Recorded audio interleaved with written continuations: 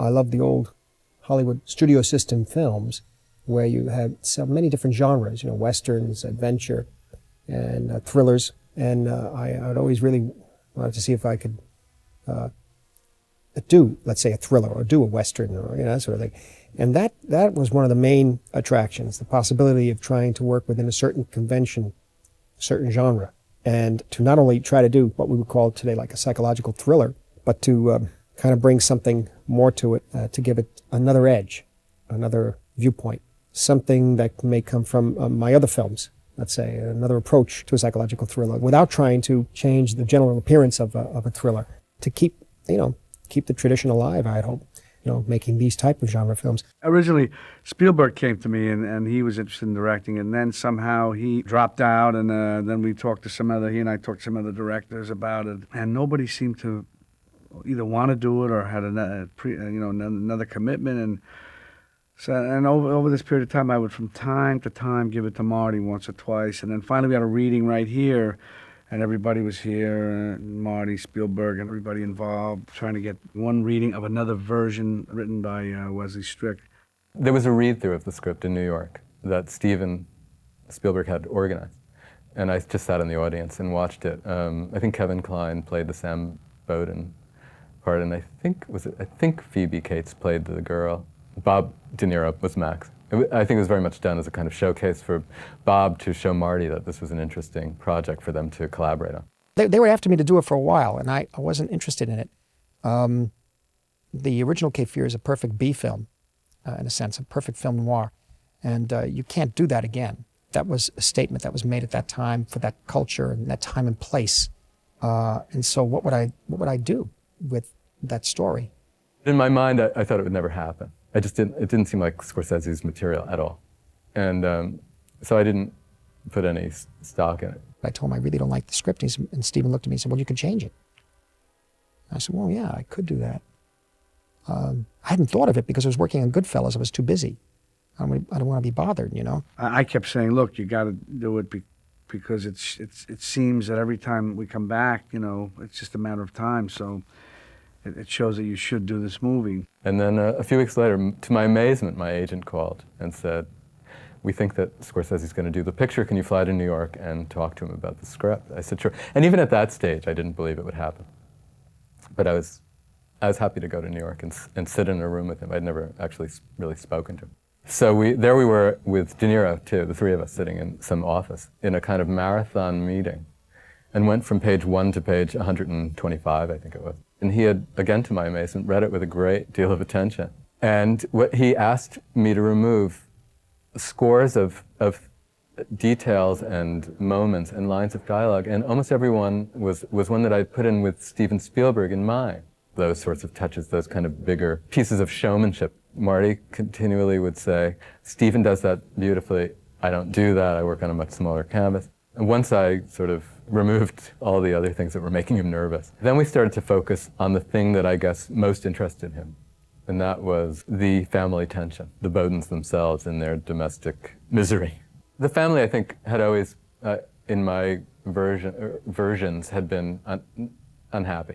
But Marty wanted to devote a lot of time and attention to the details of their unhappiness. So we examined the scenes of discord between Sam and Lee, and also between Sam and his daughter. And that's when I started to get excited. And then I said we should go forward. And it was also a picture that I had owed to Universal because of the support and the production and the support on the final release of Last Temptation of Christ. So I decided I'd try and make the film. Well, as I said, Bob and I, for a change, we decided to do something about a psychotic. No, no, he and I have made a number of pictures over the years. And there's one thing I remember from working with him in those collaborations we had years ago. And that is that if he's excited by a project, or if he's excited by a character, I should say, and if I could understand that character, or if I could see in the character something of what he sees, or if I could see my own way, and my own way blends with his, it promises to be something kind of special. And Max reminds me a little of Travis Bickle and Taxi Driver, that was written by Paul Schrader. And has another bent to it in a way, but certainly the character Max Cady has elements of many characters in my movies, my past movies, so it's something I think I'm used to, in a way, characters I'm attracted to. I talked to some people and had somebody go around with a tape recorder and tape people who had been in jail for and the things that Max Cady had been in through the South, and I looked at all of the tapes and picked up different things from them and just was looking, sort of trolling for anything that I could use. I mean, I just talked to all kinds of people who really might not have even been exactly that. Some people in Bellevue and some doctors. It was quite interesting, and just sort of assembled all this information. That character Max was never going to stop. He's just not going to stop. He's going to go and keep coming and keep coming and keep coming at them. And that's frightening. That's frightening. It just takes one person to do that to you in your life, and your entire life is undone. And that's what was interesting to us. What did Sam have to do? What did Lee have to do? What does the child have to do to be forgiven? I worked with Nick on New York Stories prior to this. We had a great time doing that. And with Sam, he sensed the different layers of, the different levels, I should say, of the morality involved. Because in this particular film, unlike the original, the lawyer involved, Sam, he was Max's public defender. But what he did in that case, and 14 years earlier, was because of his own moral judgment he made on Max and Max's behavior. He buried some evidence which could have lightened Max's sentence. And he made I think, any normal person would, in the light of what Max was capable of doing and what he had done, any normal person would probably do this, would be tempted to do similar. But he was a lawyer and he took an oath and he went against his oath. So the morality of that is interesting. And Nick has a way of playing those different levels. Make it very believable and I think very sympathetic. I thought it was a good examination of the mask. That's what I was really interested in, the professional mask and how that becomes a barrier to intimacy.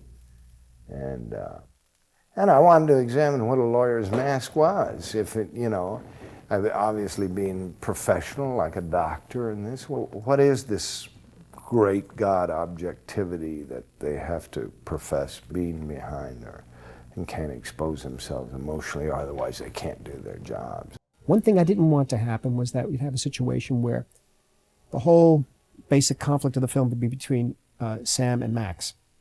And that's why the casting of Jessica Lange was a key element. And that just completed the entire picture, because with Jessica, she contributed ideas and inspiration to Wesley Strick, the writer, and myself, and to Niro and Nick, to give us as much as we can get of a character with different sides, with more facets, and to give it more conflict, and to make it not just, quote, an appendage, the wife, the appendage in the movie. I wasn't really familiar with the original film, with the Gregory Peck film. And when I got a call asking if I would meet with Marty and Bobby about this project, I mean, I had been wanting to work with Marty since Raging Bull. I actually met with the two of them for that film, and it didn't work out. I mean, they found the perfect person for that character. But I had really wanted to do it. And the idea of working with them was, even that was for me more important really than even the part or the story or anything. I think it's a very important thing that once we came up with the idea that the family could be worked on from the inside, where Max could work on the conflicts within the family, then you have to have three interesting characters. They're not stereotypes. My first interview I had for the movie was I was to meet alone with Robert De Niro in Beverly Hills Hotel, and he was going to be seeing a lot of people for the part. I was really nervous, and we talked about, we didn't read scenes or anything. It was just sort of to see how we could relate as people or something. I don't know. He asked me a couple of questions about the script and maybe my part or something. Then he told me, okay, you'll probably go see Marty in New York. And I was like, oh, good. I got a call back. And then later, like 4 auditions later, because they kept telling me through my agents and all this, I'm the #1 choice, or you're #1, but we're still looking. So I was like, why are they looking? Why didn't they hire me? as naive or whatever. Then Scorsese said after I got the part, he goes, we couldn't believe you were the first girl we saw and that you were going to be the girl in the movie, because I was the first girl that De Niro saw that day to audition. And he was used to searching far and wide to find the person. I recall Robert Mitchum, you know, I adore Robert Mitchum, I adore Gregory Peck. And Marty Balsam, I think, is one of the great character actors around. I mean, for years, you know, anything he's been in, it's been so remarkable. We sort of wanted their sort of imprimatur on the movie. They did it before us, you know, and we wanted to take that story and take that tradition a couple of steps into the 90s, I guess, if you want to call it. It's a great story. It's the kind of story that could be told for many different generations from now. Each generation would have its own version of it.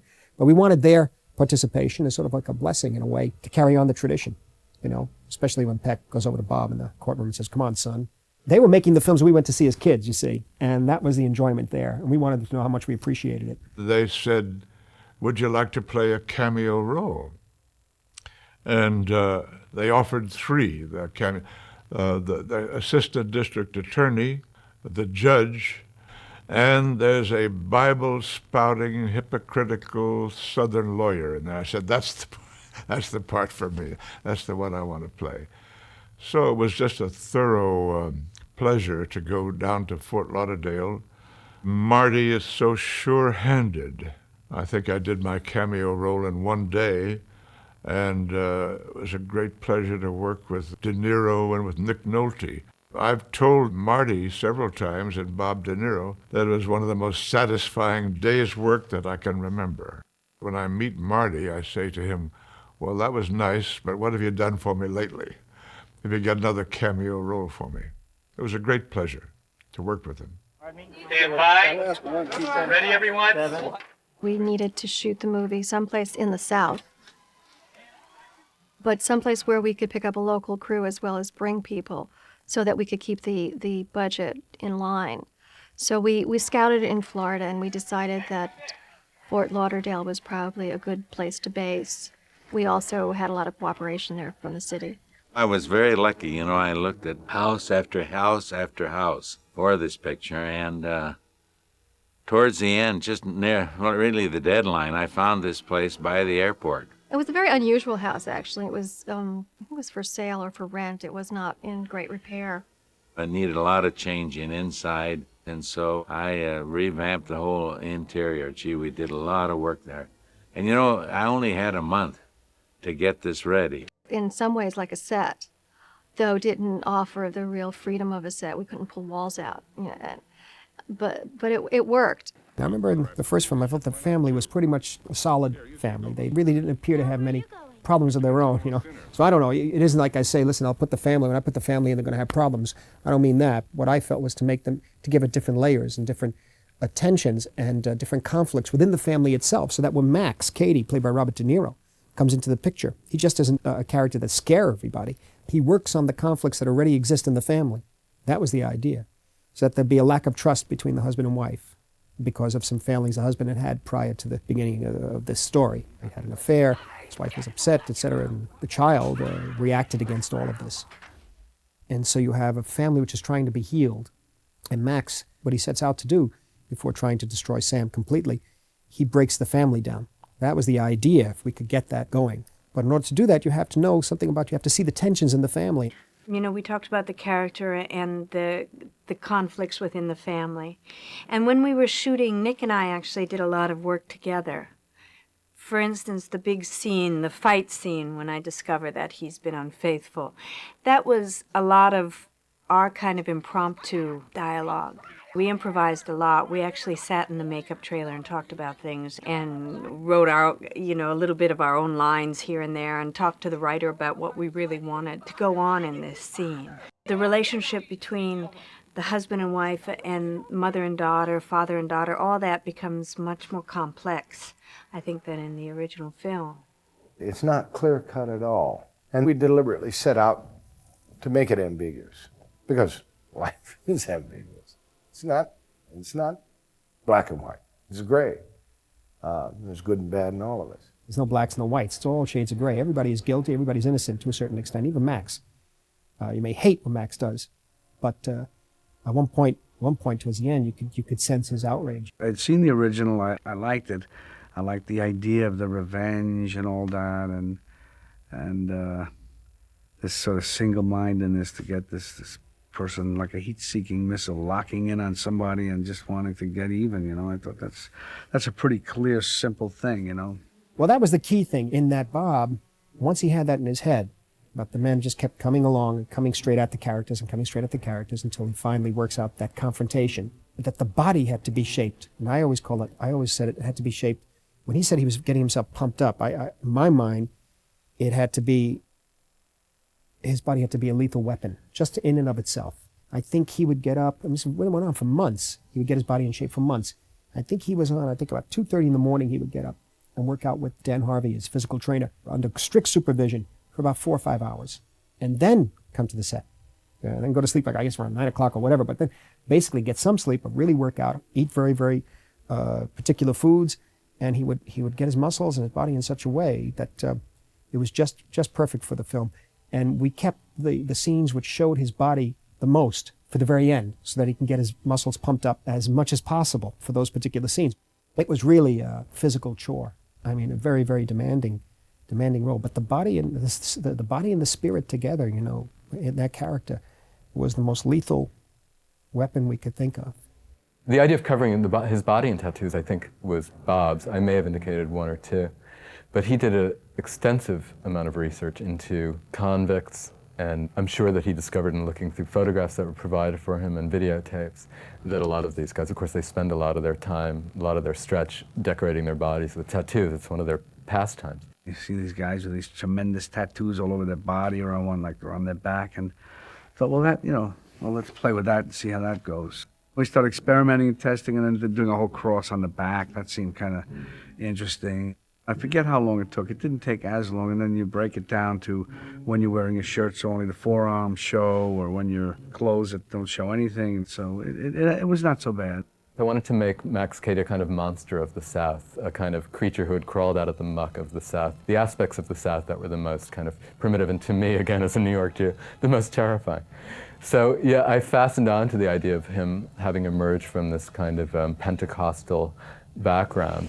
He sees himself as, in some way, a Superman, but a specific kind of Superman, sort of a backwoods Pentecostal Superman. And he demonstrates his pain threshold in the scene where he holds the flare and lets the wax drip down on his hands. We'd come up with stuff, and then I was somebody who was actually working on a speech with me, Sam Schwa, who was helping me, had some kind of ideas that I said, this is pretty interesting what he's saying, you know, and the Bible, and then I'd tell Marty, and then we'd sort of work on that. Then Wesley would work with us. There was a point where the night before each big scene, Bob would leave a message on at the hotel, please to have 3 or 4 or 5 different quotes ready if he in case he felt that he wanted to use them. It became a very important stylistic tick for him as a character. He didn't always use them, but he wanted them at hand.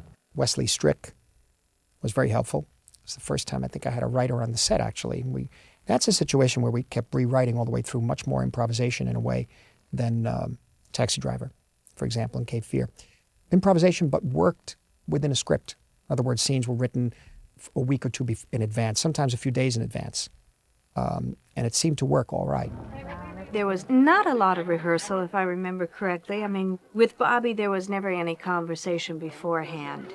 That's just the way he likes to work, and actually it's the way I like to work too, so that everything is new and it's a surprise. There hasn't been an intellectual discussion about how you're going to work or what you're going to do. It has a kind of an electricity.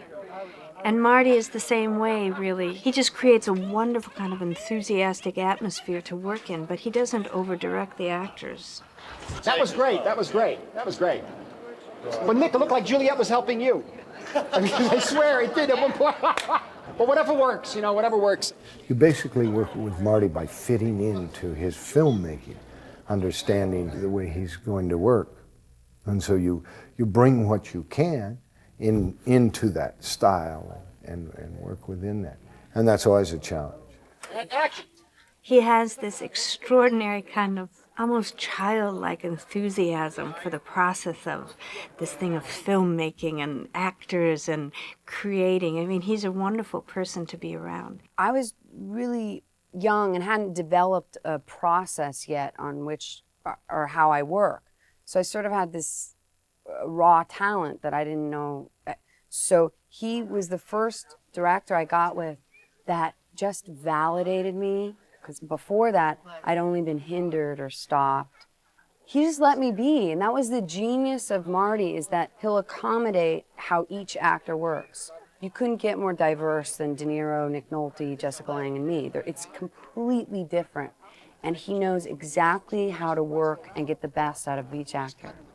Marty's very tough about what he will allow up on the screen in terms of acting, very, very tough. He just has a gut instinct about what's good, which he says he learned from sitting in a movie theater as a young boy with his friends, and if they laughed at something on the screen that they weren't supposed to be laughing at, he learned a great deal there, what was valid and what was not, what worked on the big screen and what didn't. And particularly what is truthful to human emotions is something Marty is just brilliant at knowing. I think that the idea of setting the movie around the 4th of July just had to do with my idea that I was creating a kind of big American canvas for this movie, that it was a very American movie and that there were kind of images of Americana that were being turned on their head.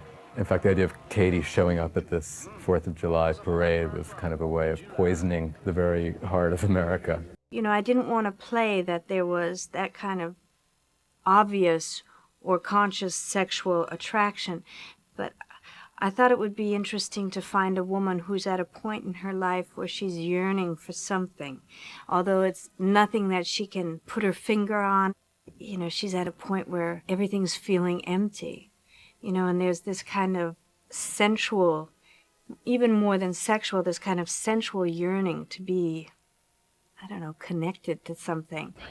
In Cape Fear, I decided that I'd try to use widescreen for the first time, real widescreen, true anamorphic. And the reason I hadn't done that for years, I wanted every film in widescreen, but the problem is the panning and scanning on television. So I decided to take a chance. Maybe the wider screen TVs would be coming in a little sooner. So now it's 1999, and we're still waiting for them. In a year or two, maybe the TV screens will stretch, but it's happening. I always wanted to work with Freddie Francis. As a cinematographer, he's amazing. The Innocents is an extraordinarily photographed film. Sons and Lovers is beautifully photographed. And then, of course, he did the 2 films with David Lynch, Dune, I think, and, of course, The Elephant Man. And he had worked with Michael Powell and Emmerich Pressburger on Tales of Hoffman. I liked the films he directed as a horror film director, a thriller director.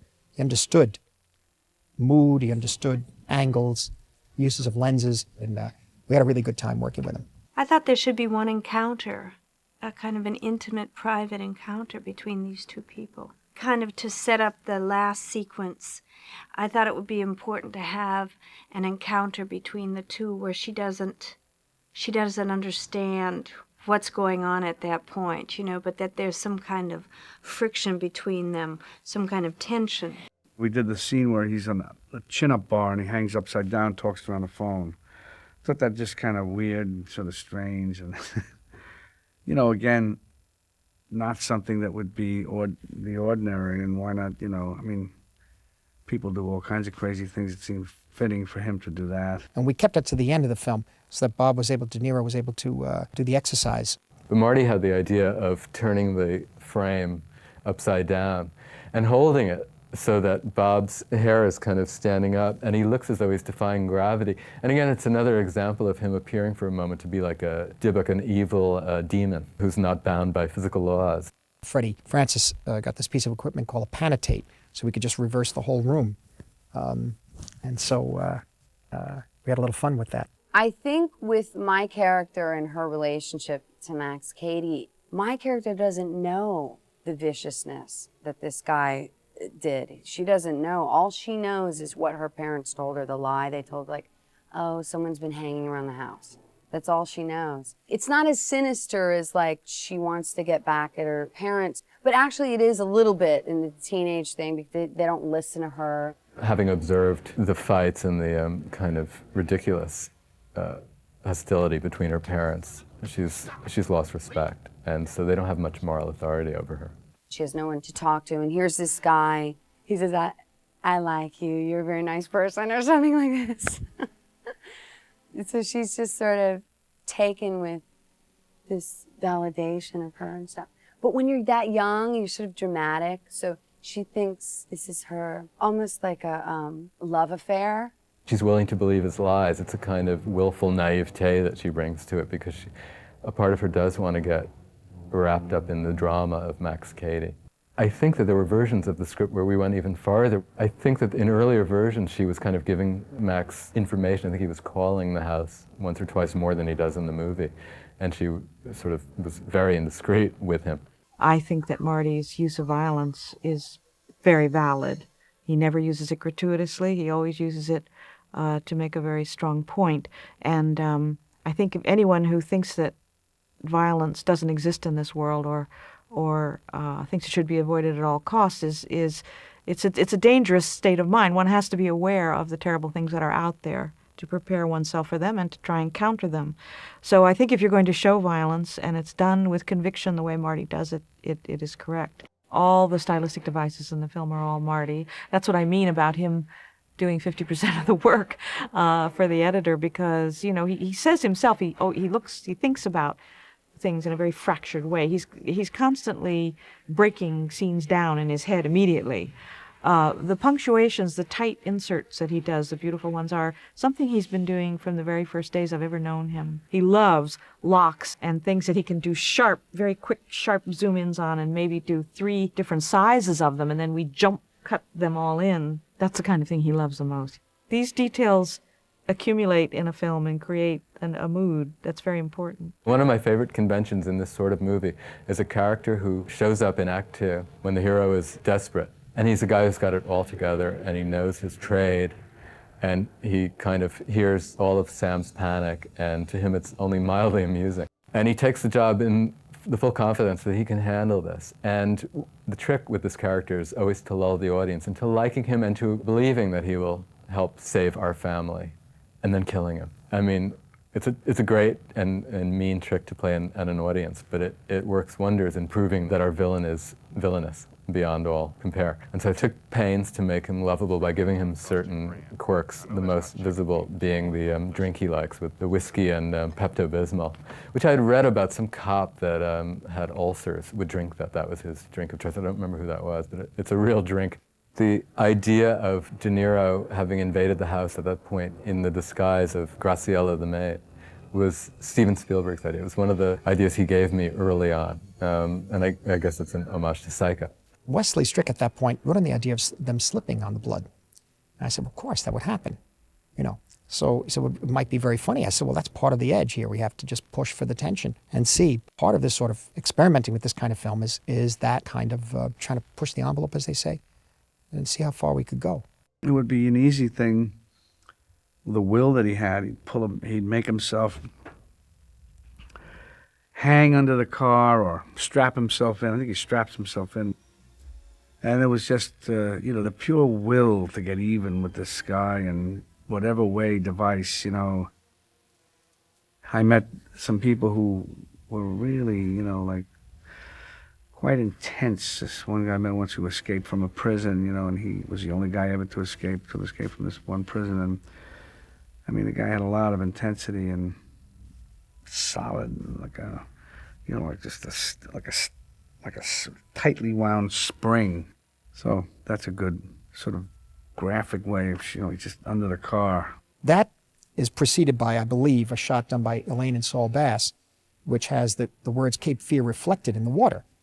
But I said I wanted something different for that. I said I want something off, not quite right about that. And I think they came up with the idea that when the words Cape Fear reflected in the water, they reflected correctly. In reality, they should be reading backwards. And we said, well, how did you do it? Thinking that it was going to be incredibly complicated and expensive. And he said he had taken like a tub of water and put India ink, that really black ink in it, and photographed it and rippled it.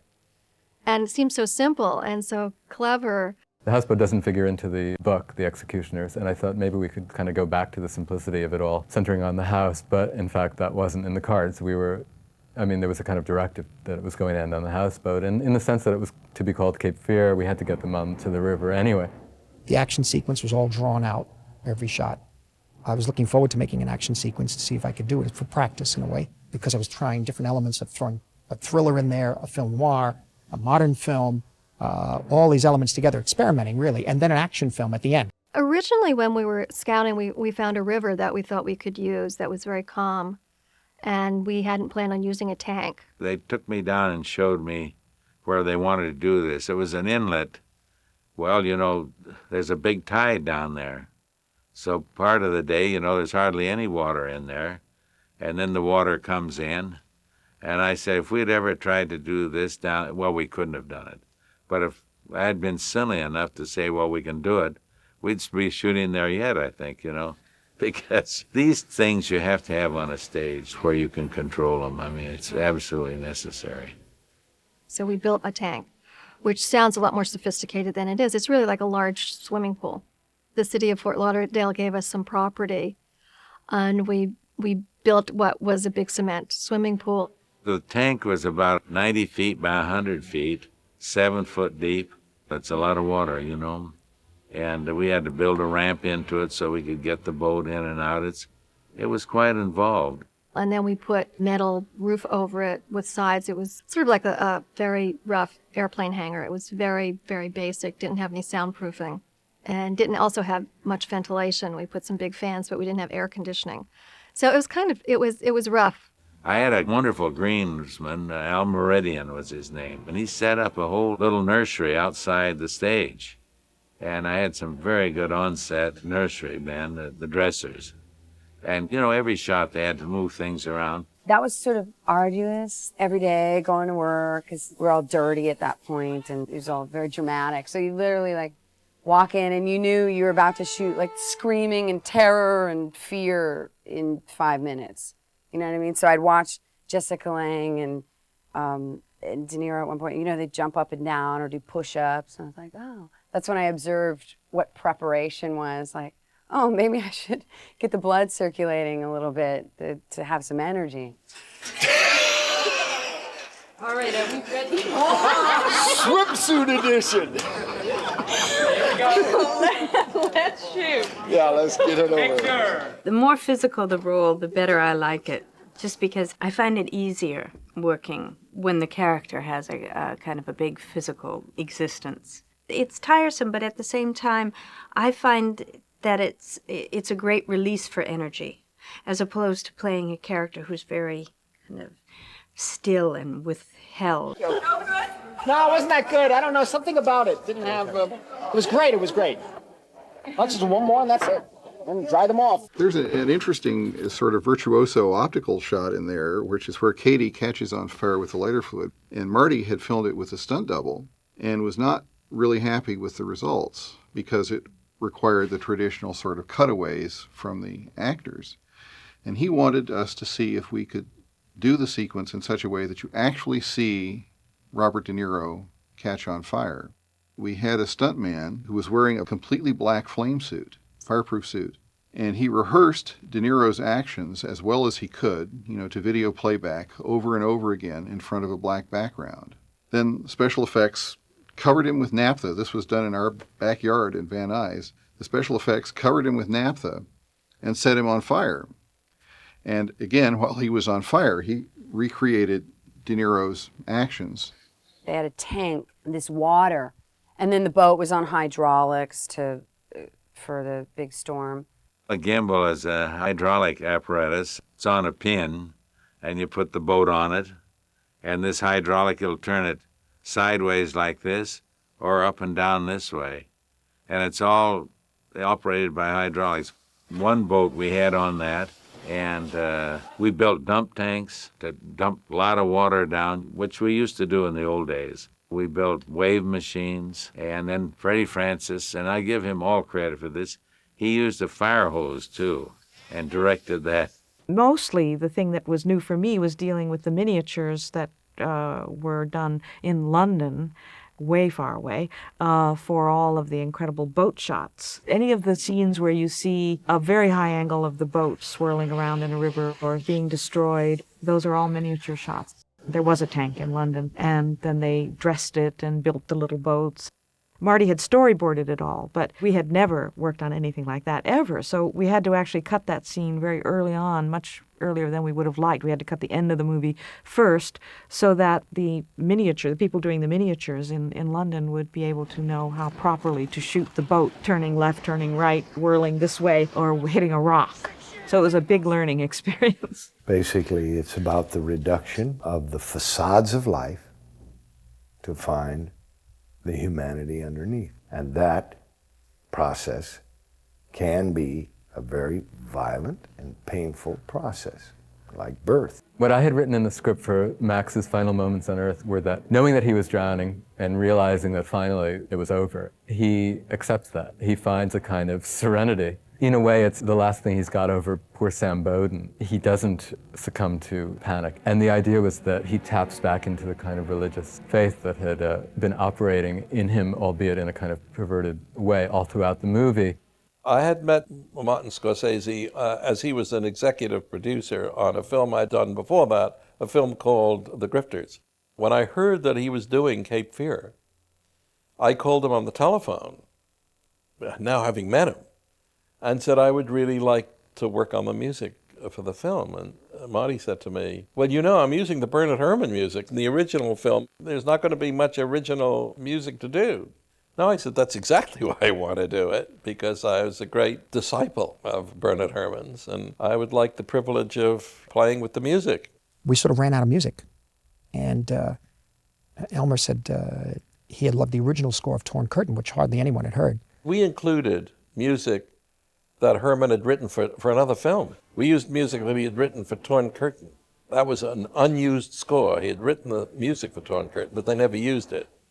What happened between Hitchcock and Herrmann, as I know the story, Hitchcock told Herrmann that in Torn Curtain he wanted a romantic score.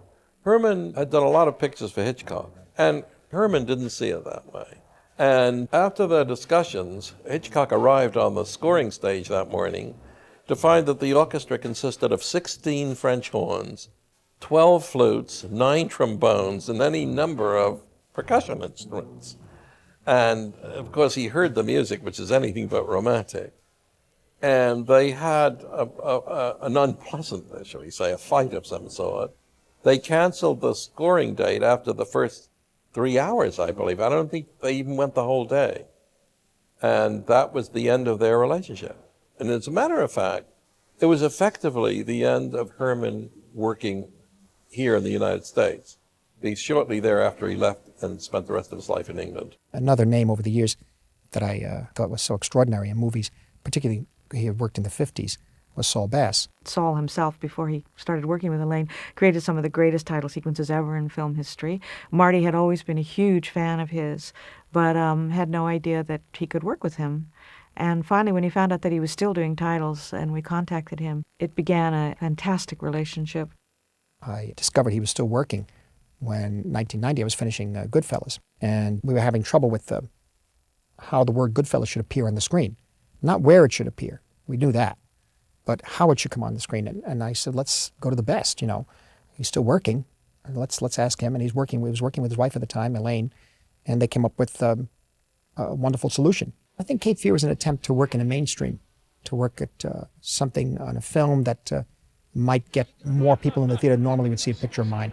Actually, it turned out that was the film that's made the most money I've ever made, and was able to get me to do some other labors of love, like Age of Innocence and Kundun and pictures like that. But Cape Fear was an attempt to see if we could really work within the industry. I mean, really work within the industry, make films that are profiled a certain way, for certain kinds of audiences, you know, commercial movie.